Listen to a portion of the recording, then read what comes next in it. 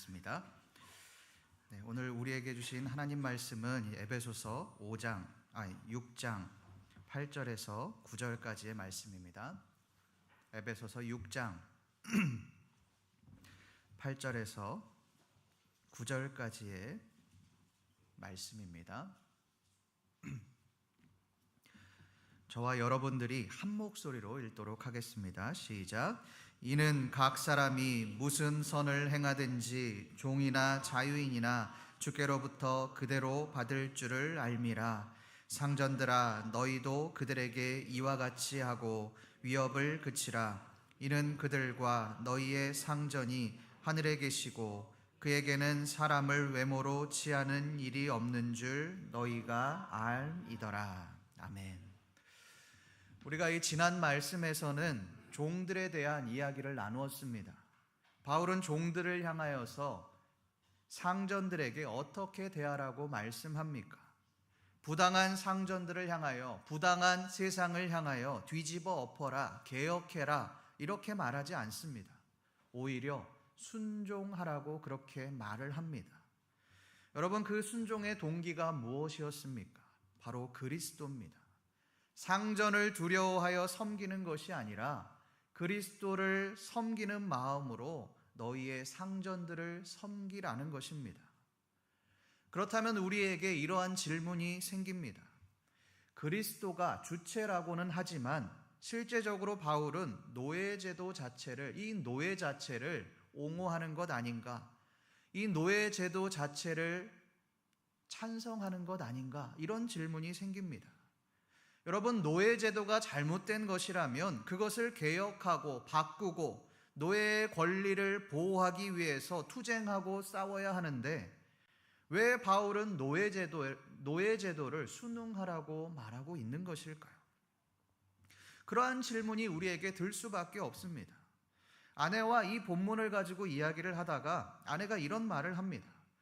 질서에 순응하고 불합리하고 또 부당한 것을 참고 견뎌야 하는 것은 내가 알겠다. 그런데 그것이 그리스도의 사명인 것도 알겠는데 그런데 너무 표면적으로만 느껴진다. 왜 그리스도인들은 참기만 하고 견뎌야만 하는가? 이런 질문을 저한테 던졌습니다. 여러분, 제 아내의 말처럼 그리스도인들은 조직에 순응하고 불합리한 것들을 묵인하는 삶을 살아야 하는 것일까요? 복음의 정신은 우리에게 주어진 상황에 순응하고 상황에 견뎌내고 그저 맡겨진 일에만 최선을 다하면 된다라고 그렇게 말을 하고 있는 것일까요? 그렇지 않습니다. 우리 말씀을 한 군데 찾아보겠습니다. 빌레몬서 1장 17절에서 18절 말씀입니다. 우리 함께 읽어보겠습니다. 시작. 그러므로 내가 나를 동역자로 알진대 그를 영접하기를 내게 하듯 하고 그가 만일 내게 불의를 하였거나 빚진 것이 있으면 그것을 내 앞으로 계산하라. 이 빌레몬서는 바울이 빌레몬의 종이었던 오네시모를 용서해달라고 요청하는 그런 편지하는 서신입니다. 이 오네시모는 주인 빌레몬에게서 도망친 노예였습니다. 당시 이 도망친 노예는 잡히면 사형을 당하는 그런 엄격한 법이 있었습니다. 그런데 이 도망친 노예 오네시모가 바울을 만났고 회심하여 바울의 동역자가 되었습니다. 그런데 문제는 오네시모가 도망친 노예, 소위 추노였다라는 사실입니다. 과거 우리나라에서도 보면 추노꾼이라고 해서 도망친 노예들을 전문적으로 쫓고 잡는 그런 직업을 가진 사람들이 있었습니다. 추노꾼에서 잡힌 그 노예들은 죽임을 당할 수밖에 없었고 죽임을 간신히 면하더라도 모진 매질을 맞아서 정상적인 삶을 살아갈 수가 없었습니다. 이것을 통해서 다시는 도망치지 못하도록 본때를 보이는 사람이 바로 이 추노꾼들이었습니다. 이 문제를 해결하기 위해 바울은 빌레몬에게 오네시모를 용서해달라 그렇게 간절히 요청하는 그런 편지를 보냅니다. 그런데 여러분, 그 내용을 한번 보십시오. 불의를 하였거나 빚진 것이 있으면 그것을 내 앞으로 계산하라라고 그렇게 말을 합니다. 오네시모로 인해 손해 입은 것, 그리고 어려움을 당한 것, 그 모든 것들을 바울이 대신 갚아주겠다는 것입니다. 여러분, 바울이 왜 이렇게 말을 할까요? 바울이 돈이 많아서 그렇습니까? 그렇지 않습니다. 바울은 자비량 사역자입니다. 늘 돈이 없어서 복음을 전하면서도 텐트메이커 사역을 동시에 진행하며 선교에 필요한 재정들을 마련했습니다. 자기도 돈이 없는 사람이 바로 바울입니다. 그런데 왜 바울은 빌레몬에게 오네시모로 인한 그 피해의 보상을 내가 대신 갚아주겠다라고 말을 하는 것일까요? 우리 빌레몬서 1장 16절 말씀을 함께 읽어보겠습니다. 시작. 이후로는 종과 같이 대하지 아니하고 종 이상으로 곧 사랑받는 형제로 둘 자라. 내게 특별히 그러하거든 하물며 육신과 주 안에서 상관된 내게랴. 이 빌레몬서 1장 16절의 말씀을 한번 보십시오. 종인 오네시모를 향하여 바울은 종이라고 말하지 않습니다. 사랑받는 나의 형제다라고 그렇게 말을 합니다. 여러분, 당시의 종은 사람이 아니었습니다. 그냥 물건이었습니다. 게다가 도망친 종은 볼모를 잡기 딱 좋은 그런 신분이었습니다. 볼모를 잡고 마음대로 쥐고 흔들어도 아무런 저항조차 하지 못하는 그런 도망자였습니다. 그런 도망자 노예인 이 오네시모를 향하여 바울은 그 도망자 노예가 나의 형제다라고 그렇게 말을 합니다. 이것으로 그치지 않습니다. 빌레몬서 1장 10절 말씀에서 바울은 이 오네시모가 갇힌 중에서 낳은 나의 아들이다라고 그렇게 말을 합니다. 여러분, 종은 당시 고대 시대의 종은 그저 물건입니다.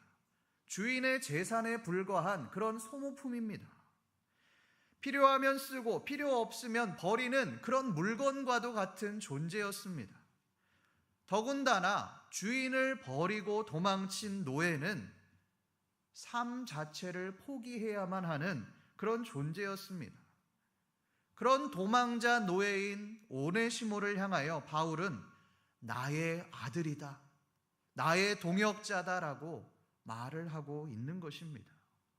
여러분, 이것이 바로 복음의 정신입니다. 복음은 사람을 차별하지 않습니다. 돈이 많다고 해서, 능력이 많다고 해서, 사회적으로 높은 신분에 있다고 해서 그 사람을 존귀하게 대하고 연약한 사람들을 무시하는 것이 복음의 정신이 아닙니다. 복음은 사람을 차별하지 않습니다. 신분을 차별하지 않습니다. 다른 사람들은 무시하고 거들떠도 보지 않는 그 죽어 마땅한 사람을 품어주는 것, 그 사람을 세워주는 것, 그것이 바로 복음의 정신입니다. 말씀을 준비하며 다리 없이 태어난 아이 그 김세진 씨의 이야기 기사를 읽게 되었습니다. 이 김세진 씨는 수영 선수로서 평창 올림픽에서 성화를 봉송한 사람입니다.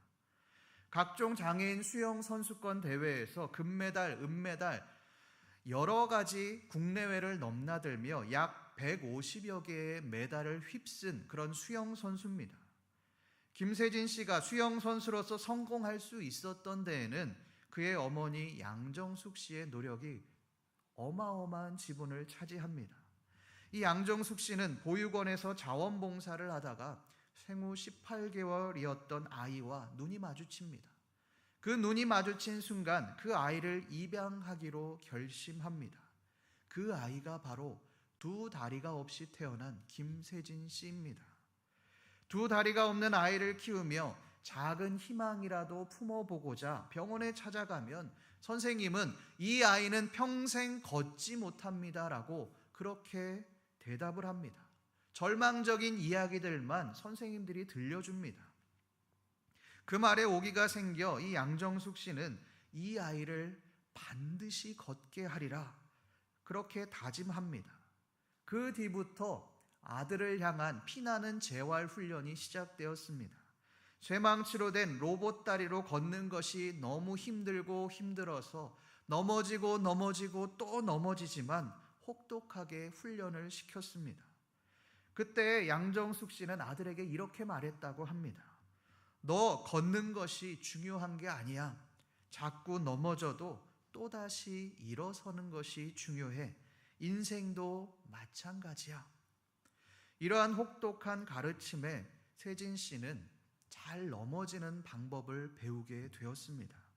그는 훗날 로봇 다리로 로키 산맥을 오르고 또 10km 마라톤 완주를 해냈습니다. 누구도 거들떠보지 않던 장애인 아들, 장애인 아이를 품어주고 세워준 그 어머니의 사랑이 있었기에 김세진 씨는 훌륭한 수영 선수가 될 수 있었습니다. 성도 여러분, 우리는 어떻습니까? 우리는 사람을 세우는 자로 살아가고 계십니까? 품는 자로 살아가고 계십니까? 아니면 사람을 억압하고 내가 가진 권위로 나보다 못한 사람들을 무시하고 찍어 누르는 삶을 살아가고 계십니까? 도망친 노예, 죽어 마땅한 노예인 그 오네시모를 형제요, 나의 아들이라고 여겼던 그 바울처럼 누구도 돌아보지 않는, 누구도 거들떠보지 않는 두 아이를 잃은 그 아이를 품어준 어머니처럼 우리 또한 연약한 사람, 누구도 거들떠보지 않는 그 연약한 사람을 세워주고 품어줌으로써 그리스도의 선한 영향력을 나타내시는 저와 여러분들 되시기를 간절히 소망합니다. 그렇다면 이 오늘 말씀은 바울이 상전들을 향하여 말씀하고 있는데 과연 상전들을 향하여 뭐라고 말씀합니까? 우리 9절 말씀을 함께 읽어보겠습니다. 9절 말씀입니다. 시작. 상전들아, 그들에게 이와 같이 하고 위협을 그치라. 이는 그들이 너희의 상전이 하늘에 계시고 그에게는 사람을 외모로 취하는 일이 없을 줄 너희가 알미라. 바울은 상전들을 향하여 종들에게 위협을 그치라고 그렇게 말을 합니다. 위협이라는 말은 이 헬라어로 아페이레이라는 말로 뜻은 협박이라는 뜻입니다. 상전들을 향하여 종들에게 협박하지 말라는 것입니다. 여러분, 바울이 왜 이런 말을 하겠습니까? 당시 이 노예들을 상전들이 위협하고 협박하고 겁탈하는 일들이 있었기 때문에 그렇습니다. 당시 노예들은 주인의 대리적인 몸으로 간주되었습니다. 이 말은 주인이 받아야 할 그 벌을 노예가 대신 받는 일들이 있었다는 겁니다. 주인을 대신해서, 주인이 지은 죄를 대신해서 노예가 태형, 매질을 당하기도 하고 곤장을 맞기도 했고 심지어는 감옥에 갇히기까지 했습니다. 종들이 억울하게 폭력을 당하고 위협을 당하는 일들이 그 당시에 비일비재하게 일어났습니다. 여러분, 당시의 노예들은 이렇게 육체적인 폭력에 쉽게 노출되어 있었습니다. 그 폭력의 주체가 누굽니까? 바로 상전들입니다. 마가복음 12장에서 이 포도원 농부의 비유를 한번 생각해 보십시오. 포도원 주인이 농부들에게 세를 받기 위해서 종을 보냅니다. 그런데 이 농부들이 종을 어떻게 합니까? 처음에는 심히 때립니다. 두 번째 종에게는 머리에 상처를 내고 능욕을 합니다. 세 번째 종은 아예 죽여버립니다. 그 이후에도 계속 포도원 주인이 종을 보내지만 농부들은 그 종을 때리거나 죽여버립니다. 여러분, 왜 이렇게 농부들이 행동을 할까요? 주인이 보낸 사람이 종이기 때문에 그렇습니다. 종은 함부로 대해도 되는 존재이기 때문에 그렇습니다. 여러분, 당시 종이라는 존재가 이런 존재였습니다. 주인의 기분에 따라, 상황에 따라 맞아도 아무 말도 할 수 없는 그런 존재가 바로 종, 노예들이었습니다. 아니, 그렇게 하는 것이 당연했습니다. 때리고 스트레스를 풀고 감정을 해소하고 그렇게 마음대로 하는 것이 당연하게 여겨졌습니다. 그런데 뭐라고 말을 하는 겁니까? 그 주인들을 향하여 위협하는 것을 그치라는 겁니다. 노예들을 때리는 것을, 노예들을 위협하는 것을 당연하게 생각하지 말라는 것입니다. 너희들을 대신해서 노예들을 벌하지 말아라. 노예들을 함부로 대하지 말라는 것입니다. 여러분, 이 말은 당시의 사회적인 통념을 완전히 뒤집는 그런 말이었습니다. 그런데 바울은 그것을 넘어 상전들을 향하여 어떻게까지 하라고 말을 합니까? 이와 같이 하고 라고 그렇게 말을 합니다. 이와 같이가 무슨 말입니까? 종들과 같이라는 말입니다. 여러분, 종들을 향하여 이와 같이라고 말하는 것이 아닙니다. 상전들을 향하여 너희는 종과 같이 하여라고 말을 하는 것입니다. 너희들이 인간적으로 대하지 않고 물건으로 여기는, 그저 소모품으로 여기는 그 종들과 같이 하라는 것입니다. 너희들이 인간 자체로 생각하지 않는 그 종들이 너희와 같다라고 그렇게 말을 하는 것입니다. 여러분, 당시에 굉장히 충격적인 이야기입니다. 이 갑질 문화가 어디에서부터 비롯됩니까? 너와 나는 다르다라는 그런 의식에서부터 시작됩니다. 너와 나는 수준이 다르다. 너와 나는 레벨이 다르다. 너와 나는 신분이 다르다. 그런 우월 의식이 갑질 문화를 만들어낸 것입니다. 그런데 고대 사회에서 주인과 노예는 우리가 알고 있는 갑질 정도의 수준이 아닙니다. 목숨까지도 좌지우지하는 관계가 바로 주인과 노예와의 관계였습니다. 그러니 노예에게 있어 주인은 곧 하나님인 겁니다. 그런데 그 하나님과 같은 주인이 물건인 노예와 같다. 쓰고 버리는, 마음대로 해도 되는 그 노예와 주인이 같다. 동등하다. 이것은 있을 수 없는 일인 겁니다. 그런데 여러분, 이것이 바로 복음입니다. 앞서 말씀드렸지만 복음은 차별하지 않습니다. 복음은 누구도 거들떠보지 않는 그 밑바닥의 사람이나 모든 사람들이 우러러보는 그 높은 자리에 있는 사람이나 동등하다라고 그렇게 말을 합니다. 이것이 바로 복음입니다.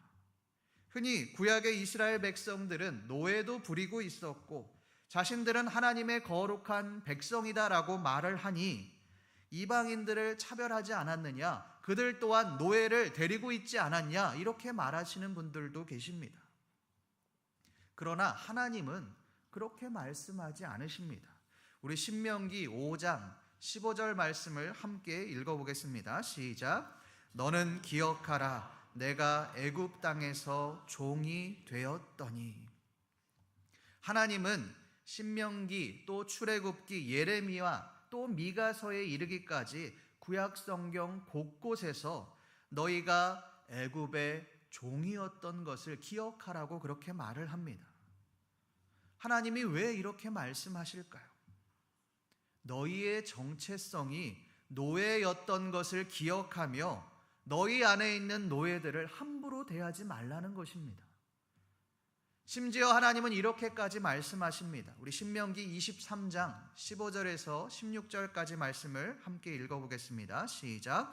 종이 그의 주인을 피하여 내게로 도망하거든 너는 그의 주인에게 돌려주지 말고 그가 내 성읍 중에서 원하는 곳을 택하는 대로 너와 함께 내 가운데에 거주하게 하고 그를 압제하지 말지니라.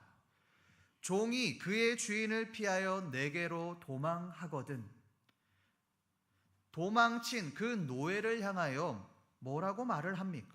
그의 주인에게 돌려주지 말라는 것입니다. 왜요? 그 주인에게 가면 죽으니까요. 처참하게 죽임을 당하니까요. 더 나아가 그 도망한 노예를 향하여서 너와 함께 거주하라라고까지 말을 합니다. 아니요, 그것보다 더 나아가서 그를 압제하지 말라고 그렇게 말을 합니다. 여러분, 당시 고대 사회에서 도망한 노예는 그냥 잡히면 죽는 겁니다. 그것이 당연한 것입니다. 여러분, 얼마나 볼모로 삼기 좋습니까? 너 내 말 듣지 않으면 주인한테 보낸다. 이 말 한마디면 노예가 기가 막히게 말을 들을 겁니다. 시키는 건 무엇이든지 그저 토를 달지 않고 그냥 할 겁니다. 이렇게 해도 결코 나쁜 것이 아니라 당연한 것입니다. 그러나 하나님은 도망자 노예를 향하여, 도망친 그 노비를 향하여 그를 압제하지 말라라고 말을 합니다. 내 가운데 함께 거주하라고 그렇게 말을 합니다. 그를 보호해 줄 뿐만 아니라 너와 동등한 존재로 여기라는 말입니다. 여러분, 너 내 말을 안 들으면 주인한테 보낸다. 이 말은 우리가 사회생활을 하면서도 많이 듣는 말 중에 하나 아닙니까? 당신 내 말 안 들으면 내가 당신의 앞길을 막을 거야. 내가 무슨 수를 써서라도 당신 승진 못하게, 잘 되지 못하게 방해를 놓을 거야.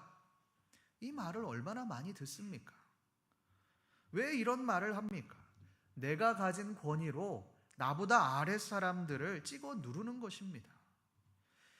삼성전자의 전 과장으로 근무했던 이 윤민호 집사님의 간증을 들었습니다.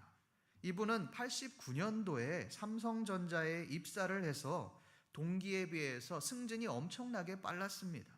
승승가도를 달렸습니다.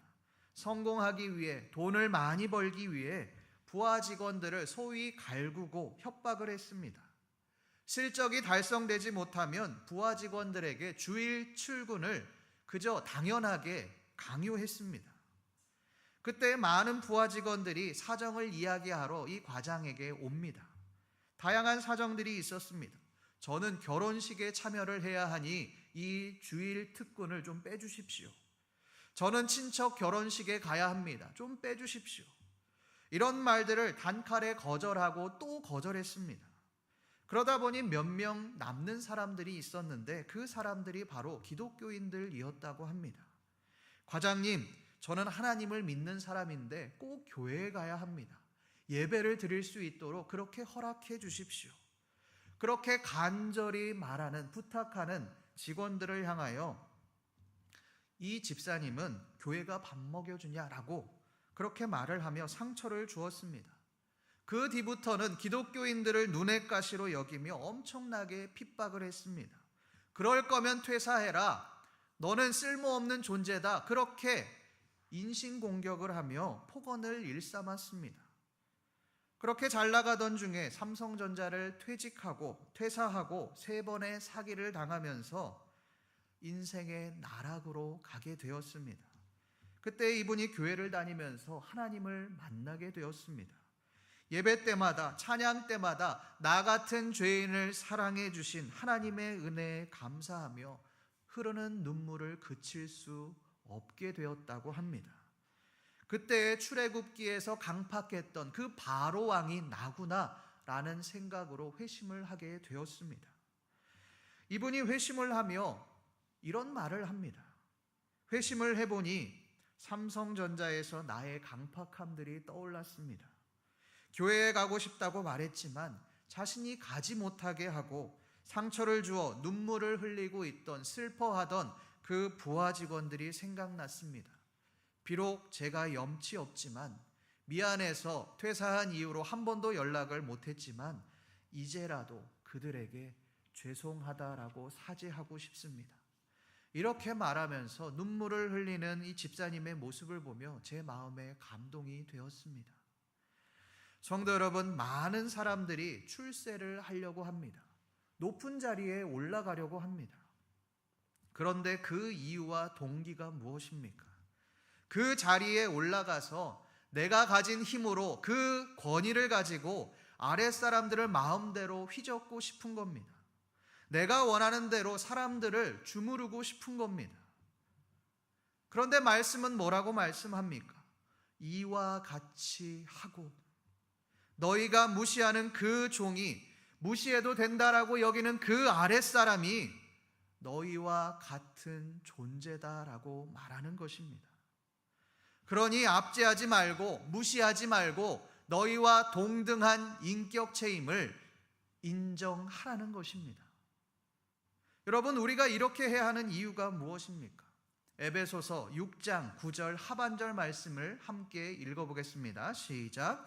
이는 그들과 너희의 상전이 하늘에 계시고 그에게는 사람을 외모로 취하는 일이 없을 줄 너희가 알미라.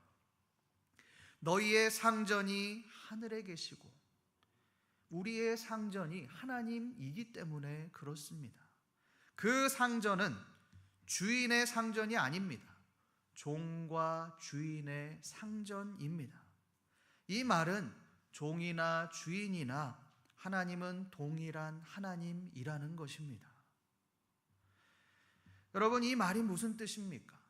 상전들아, 너희가 가진 권위로 아랫사람들을 찍어 누르는 주인들아, 너희 또한 하나님 앞에서 종인 것을 기억하고 너희의 육체의 종, 너희의 아래에 있는 그 부하 직원들을 존귀하게 대하라는 것입니다. 여러분, 우리가 구원을 어떻게 받게 되었습니까? 하나님 앞에 우리가 큰 공을 세우고 큰 성과를 냈기 때문에 구원을 받은 것이 아닙니다. 하나님은 우리를 외모로 취하지 않으셨습니다. 죄에 빠진 그 죄인인 우리를 위해 예수님은 우리와 같이 더러운 인간의 모습으로 이 땅에 오셨습니다. 시궁창 냄새나는 우리를 섬기시기 위해 냄새나는 더러운 말구유로 내려오셨습니다. 용서받을 수 없는 죄인인 우리를 구원하시기 위해 십자가상에서 처절하게 자신의 생명을 내어 놓으셨습니다. 우리 모두는 이 은혜를 입은 자들입니다. 너희는 이 은혜를 입었으니, 갚을 수 없는 이 사랑을 받았으니 너희 또한 예수님처럼 종들을 섬기는 그러한 삶을 살아가라는 것입니다. 성도 여러분, 우리는 종들을 어떻게 대하고 계십니까? 세상의 방식대로 그들을 압제하고 나의 영향력을 발휘하기 위한 그러한 소모품으로 여기고 계시지는 않으십니까? 예수님처럼 사랑하고 품고 그들을 세워주는 삶을 살아가고 계십니까? 그리스도인은 사람들이 무시하는 종들을 섬기고 인격적으로 대해야 하는 사람들입니다. 왜요? 우리 또한 갚을 수 없는 은혜와 사랑을 입은 자들이기 때문에 그렇습니다. 마지막으로 바울은 상전들을 향하여 이렇게 말씀합니다. 우리 8절 말씀을 함께 읽어보겠습니다. 시작. 이는 각 사람이 무슨 선을 행하든지 종이나 자유인이나 주께로부터 그대로 받을 줄을 알미라. 주께로부터 그대로 받을 줄을 알미라. 이 말은 종에게 하는 행동이나 또 자유인이나 상전들에게 하는 행동, 모든 행동들 그대로 우리가 보응을 받는다는 말입니다. 비록 종의 삶을 살고 있다 할지라도, 처절한 삶을 살아가고 있다 할지라도 우리가 소망을 가질 수 있는 이유가 바로 여기에 있습니다.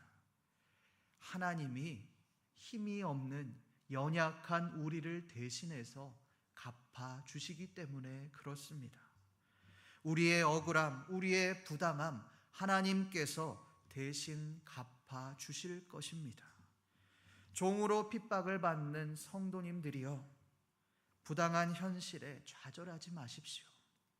하나님은 그 사람이 행한 그대로 보응하신다고 말씀하십니다. 비록 지금은 부당한 현실 속에서 어려움을 당하고 있지만 하나님께서 그 억울함과 그 고난을 갚아주실 것입니다.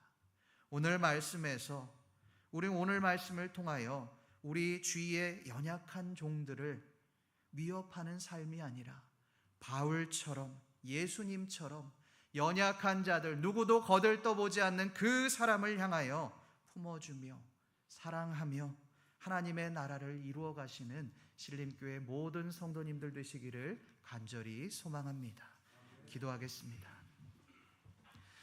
하나님 아버지, 오늘 말씀을 통하여 우리가 세상 가운데 어떠한 삶을 살아가야 하는지를 알게 하시니 감사합니다. 하나님, 우리가 세상의 방식대로 아버지 아랫사람들, 종들을 찍어 누르는 삶이 아니라 예수님이 우리를 섬기셨던 것처럼 우리 또한 종들을 섬기며 그들이 우리와 같은 존재인 것을 기억하며 인격적으로 대우하고 품어주고 사랑할 수 있는 우리의 삶이 되어질 수 있도록 주여 도와주시옵소서. 감사드리며 살아계신 우리 주 예수 그리스도의 이름으로 기도드립니다. 아멘.